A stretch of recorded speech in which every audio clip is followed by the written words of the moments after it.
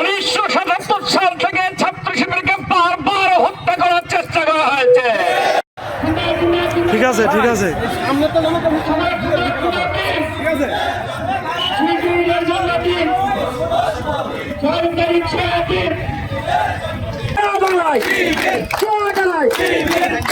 ছাত্র শিবির 1977 সালের আজকের দিনে ৬ জন মেধাবী ছাত্রের হাত ধরে এই কাফেলার পথ চলা শুরু হয়েছিল।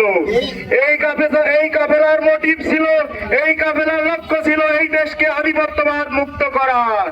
এই কাফেলার লক্ষ্য ছিল এই দেশটাকে দুর্নীতি মুক্ত করা।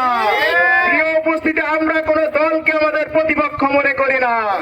আমরা প্রতিপক্ষ মনে করি চাঁদাবাজকে, আমরা প্রতিপক্ষ মনে করি দুর্নীতিবাজকে, আমরা প্রতিপক্ষ মনে করি যারা ক্যাম্পাসে অছাত্রের নিয়ে আড্ডা এবং মাদকের অভয়ারণ্য ঘটাতে চায় তাদেরকে আমরা প্রতিপক্ষ মনে করি। প্রিয় উপস্থিতি, ইতিপূর্বে আমরা দেখেছি বাংলাদেশ ইসলামী ছাত্র শিবিরের পেছনে অনেক দল লেগেছে, অনেক মত লেগেছে, অনেক গোষ্ঠী লেগেছে, কিন্তু তারা এই ছাত্র শিবিরকে থামিয়ে দিতে পারেনি। কেননা তারা জানে না ছাত্র শিবির একটা আগ্নেয়গিরি লাভার নাম।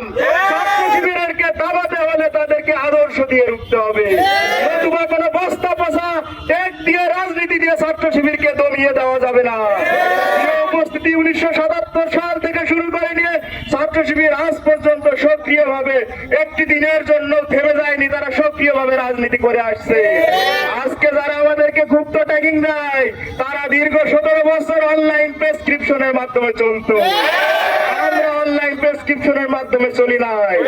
আমাদের প্রতিষ্ঠাকালীন কেন্দ্রীয় সভাপতি থেকে শুরু করে নিয়ে অনেক নেতৃবৃন্দকে ফাঁসি দিয়ে হত্যা করা হয়েছে, তবুও আমরা বাংলাদেশ ছেড়ে যাই নাই। আবার যে গোষ্ঠী আমাদেরকে ট্যাগিং দিয়ে আমাদেরকে দামিয়ে দিতে চায় তাদেরকে আমরা সুস্পষ্ট ভাবে জানিয়ে দিতে চাই, কোন ট্যাগিং দিয়ে আমাদেরকে দমিয়ে দেওয়া যাবে না। ছাত্র শিবির যে আদর্শ নিয়ে পথ চলা শুরু করেছে, এই আদর্শ দিয়ে গোটা বাংলাদেশের ছাত্র সমাজের মন জয় করবে ইনশাআল্লাহ।